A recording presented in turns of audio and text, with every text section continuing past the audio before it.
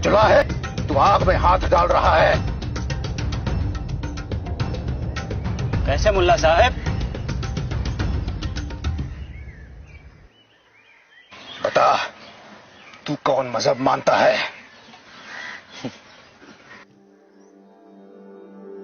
तुम भूले हुए हो। अगर भगवान ने तुम्हें अलग अलग सचमुच बनाया होता, हिंदू और मुसलमान को जन्म से अलग किया होता, तो मैं झूठा।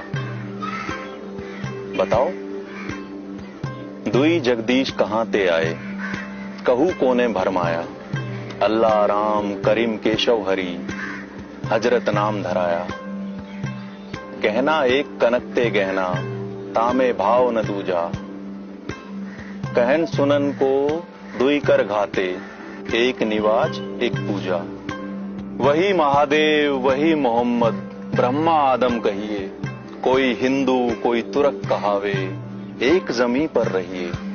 वेद किताब पढ़े व कुतबा, वे मौलाना वे पांडे।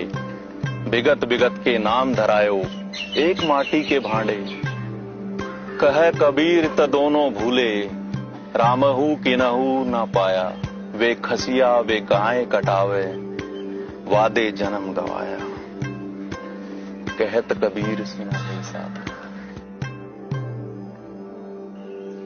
अगर कबीर आज जीवित होते, सौभाग्य से या संभवतः दुर्भाग्य से, तो अनेक जेलों में सड़ रहे होते। क्योंकि कबीर ने जिस तरह के सवाल उठाए, जिस तरह की गहरी चोट की, वो चोट आज तो किसी भी 10-12 लोगों की भावनाएं आहत हो जाती हैं और पुलिस कार्रवाई शुरू हो जाती है।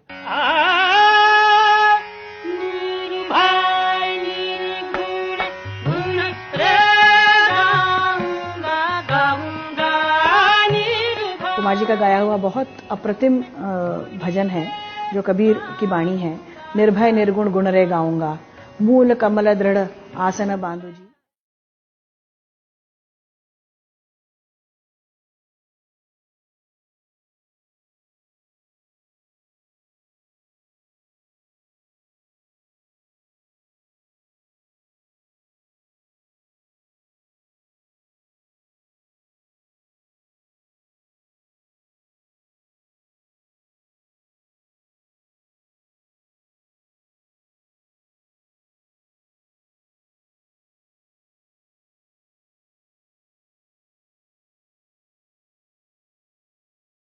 कबीर ने मानवीय प्रेम और ईश्वर में गहरी आस्था दिखाई।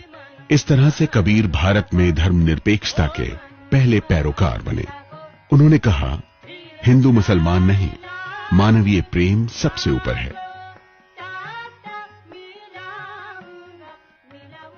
मैं तो तेरे पास में, मैं तो सांसों की सांस में, तू मुझे कहां खोज रहा है बंदे।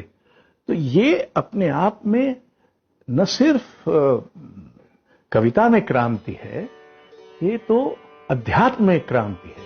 और इन दोनों में एक तरह का जनतांत्रिकीकरण है कि हर व्यक्ति को ईश्वर तक पहुंचने का अधिकार है और उसको ईश्वर तक जाने के लिए किसी ब्राह्मण का और किसी अनुष्ठान का और किसी यज्ञ का और वेद पुराण का और कुरान किताब का, इसका सहारा लेने की कोई जरूरत नहीं। मुखो कहाँ ढूंढ रे बंदे, मुखो कहाँ ढूंढ रे बंदे। मैं तो तेरे पास रे।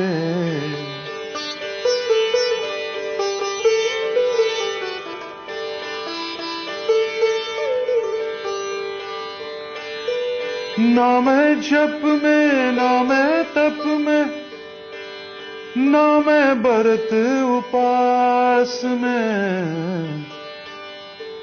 मुझको कहाँ ढूंढे रे बंदे, मैं तो तेरे पास रे। 10-11 साल के फैमिली में अपहीवल हो रहा था, पेरेंट्स के का सेपरेशन चल रहा था, कुछ तकलीफें थी, कुछ मूवमेंट चल रहे थे, जो भी है। मेरी जो गवर्नेंस थी वो नेपाल की थी, आया, मेरे को संभालती थी वो। तो एक दिन सुना मैंने, कोई आया था कोई, तो मैं जाके उससे पूछा कि दुख में सुमिरन सब करें, तो सुमिरन का क्या मतलब होता है? तो उसने बताया, हमने गले से माला निकाली, छोटे छोटे रुद्राक्ष जैसे माला थे। कहने लगी ये जो है माला, इसमें भगवान का नाम होता है, एक दफा बोलो भगवान भगवान का नाम। दुख में सुमिरन सब करे, सुख में करे ना कोई। I understood that. मैं बड़ी तकलीफ से उस वक्त निकल रहा था और मैं बहुत छोटा था, 10-11 साल की उम्र, मगर मैं समझ रहा था कि मैं अकेला हूं और ये मुझे खुद बर्दाश्त करना है। उस वक्त मैं उनको डिस्कवर किया। सुख में जो सुमिरन करे तो दुख काहे को।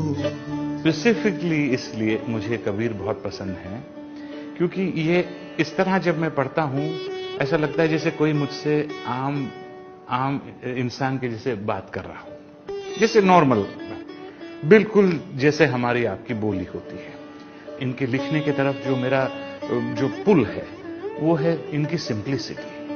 जो मेरे जैसा बेहद सिंपल इंसान, स्ट्रेट फॉरवर्ड इंसान, उसको भी समझ में आए और इधर जाके उसकी एक असर हो। पत्ता बोला वृक्ष से, सुनो वृक्ष बन रहा है, अब के पतझड़ ना मिले दूर पड़ेंगे जाए। वृक्ष बोला पत्ते से, सुन पत्ते मेरे भाई, यही जगत की रीत है, एक आए एक जाए। कबीर ने जो देखा उसे 2 टूक शब्दों में कह दिया, जो समझा उसे समझा दिया। कलापिनी कोमकली मशहूर शास्त्रीय गायक पंडित कुमार गंधर्व की बेटी हैं। उन्होंने कबीर के निर्गुण भजन को नई ऊंचाई दी। युगन युगन हम योगी, आवे ना जाए मिटे ना कबहू, सबद अनाहत भोगी। युगन युगन हम योगी, ये क्या है? सबद अनाहत भोगी, युगों युगों से मैं योगी भी हूं। आवे ना जाए मिटे ना कबहू, मुझे कोई मिटा नहीं सकता, मैं कभी आता नहीं कभी जाता नहीं। ये क्या है? गीता ही तो है। सबद अनाहत भोगी, मैं ही हूं जिसने सब कुछ भोग भी लिया है। युगन युगन हम। शून्य गढ़ शहर, शहर घर बस्ती, कौन सूता कौन जागे, कौन सूता कौन जागे। लाल हमरे हम लालन के, लाल हमरे हम लालन के, तन सोता ब्रह्म जागे।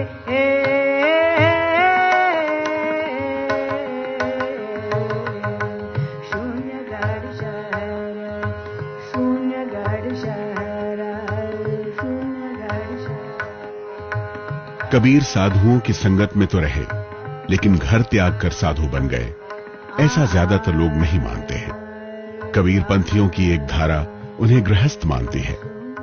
कहीं कहीं ये जिक्र आता है कि उनकी पत्नियां थी, लोई और रामजनिया, लेकिन ज्यादातर जानकार मानते हैं कि लोई और रामजनिया एक ही व्यक्ति के 2 नाम हैं, और कबीर ने अपनी रचनाओं में पत्नी को अलग अलग नाम से संबोधित किया है। उनके दोहों में वैसे ये लगता है कि कबीर की जिंदगी गरीबी में गुजरी।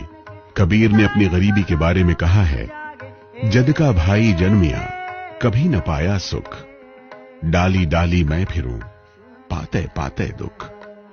कबीर पंथ की एक धारा परिवार और उनके बच्चों जैसी बातों को बिल्कुल नहीं मानते। कबीर साहब का कोई शादीशुदा नहीं थे। वो कमाल और कमाली जो है वो तो सिकंदर लोदी ने जब परीक्षा ली कबीर साहब के, तुम खुदा को नहीं मानते तो क्या तुम खुदा से बड़े हो, हैं? तब उन्होंने 52 परीक्षा ली उनकी, अपने सैनिकों को, अपने पीरों को आदेश दे करके उनको 52 प्रकार की परीक्षा ली। उन परीक्षाओं में ये कमाल और कमाली का भी जन्म होता है।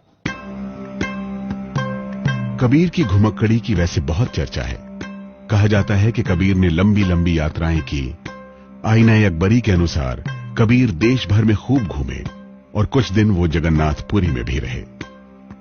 कबीर को दिल्ली के सुल्तान सिकंदर लोदी के काल का माना जाता है।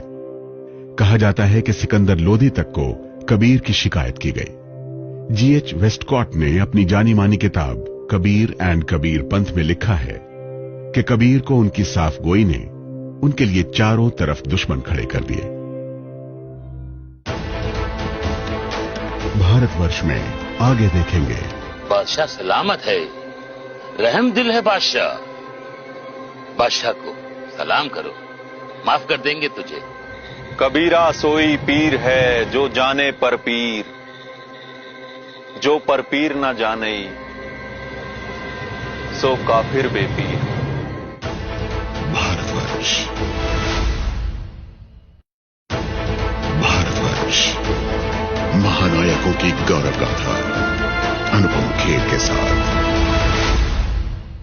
कबीरपंथी मान्यताओं के अनुसार शेख तकी थे जिन्होंने कबीर के खिलाफ मुसलमानों की भावनाओं को स्वर दिया। उस समय के जाने माने मौलवी शेख तकी ने सिकंदर लोदी के सामने ईश निंदा के आरोप में कबीर को सजाए मौत देने को कहा। बादशाह ने फरमान निकाला। कबीर को दरबार में सुबह बुलाया गया था, पर वो शाम होने को आई तो दरबार में पहुंचे। काशी के कबीर चौरा मठ से प्रकाशित किताब कबीर जीवन कथा के मुताबिक दरबार में जाने के लिए कबीर ने गले में तुलसी की माला पहनी, माथे पर चंदन लगाया और सिर पर पगड़ी बांधकर उस पर मोर पंख की कलगी खोसी। जबकि ऐसा वेश कबीर कभी नहीं बनाते थे। कबीर के सामने दिल्ली का सुल्तान था। कबीर निर्भय निडर उसके सामने खड़े थे।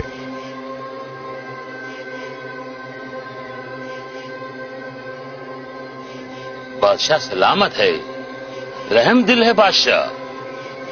बादशाह को सलाम करो, माफ कर देंगे तुझे।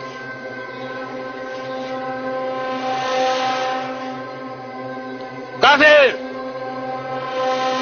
बादशाह को सलाम क्यों नहीं करता? जो दूसरों का दुख दर्द जानते हैं वे ही सच्चे पीर होते हैं, बाकी सब काफिर। कबीरा सोई पीर है जो जाने पर पीर, जो पर पीर ना जाने सो काफिर बेपीर। रुको, हमने तुम्हें सुबह बुलवाया था और तुम शाम तक आए हो। क्यों? मैंने एक नजारा देखा, उसी को देखने में अटक गया। ऐसा कौन सा नजारा हो सकता है जो सुल्तान की हुकुमउदुली करने को मजबूर करे? मैंने सुई की नोक से भी बारीक छेद से एक कारवां गुजरता हुआ देखा। तुमने सुई की नोक से भी बारीक छेद से एक कारवां गुजरता देखा?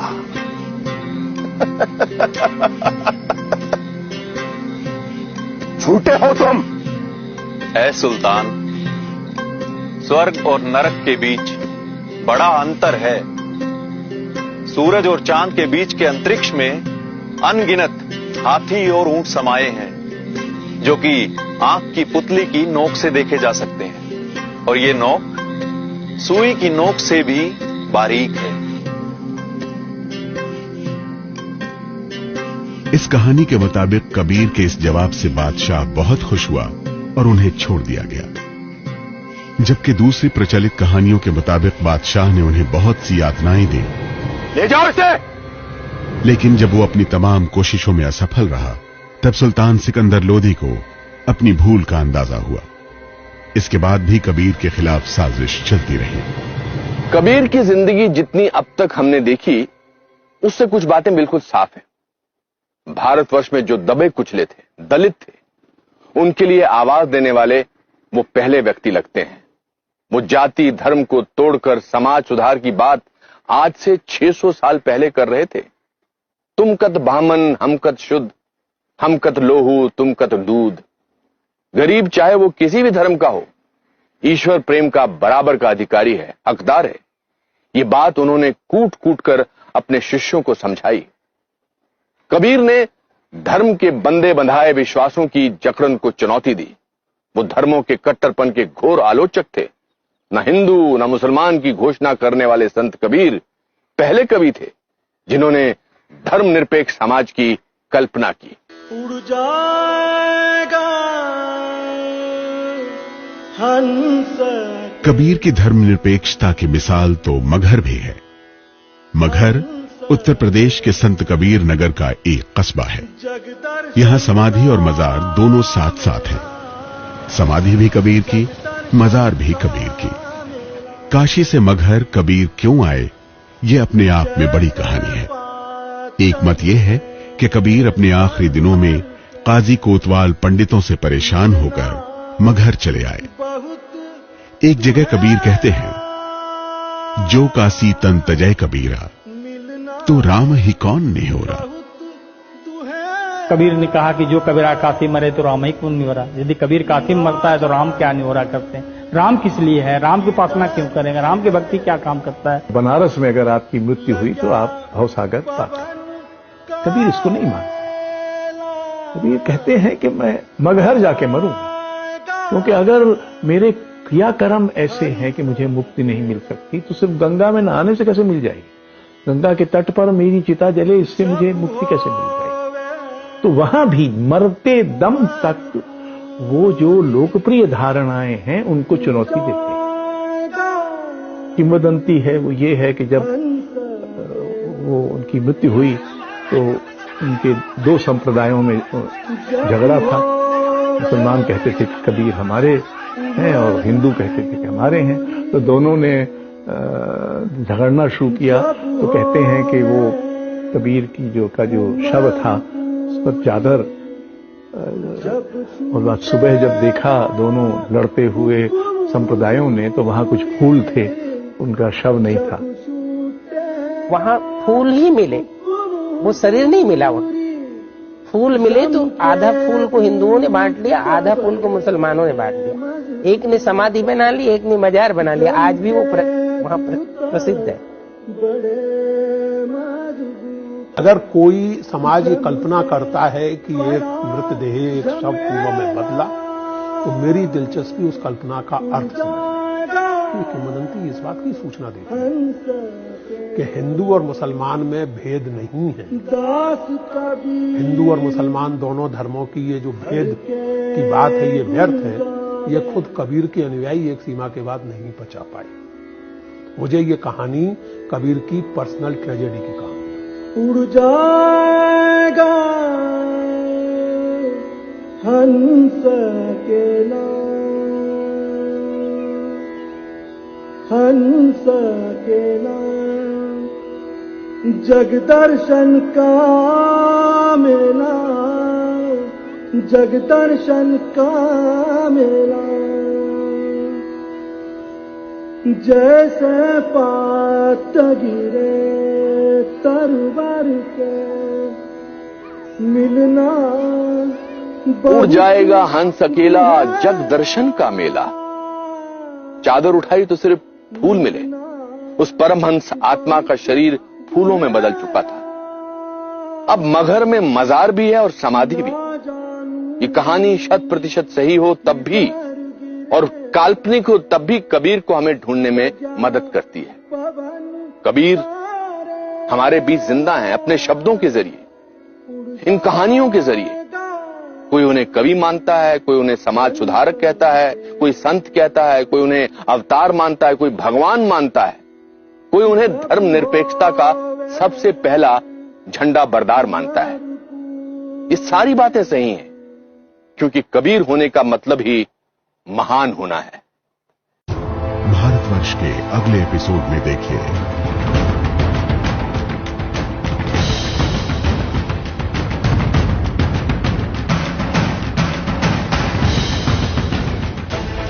भारतवर्ष, महानायकों की गौरव गाथा अनुपम खेर के साथ।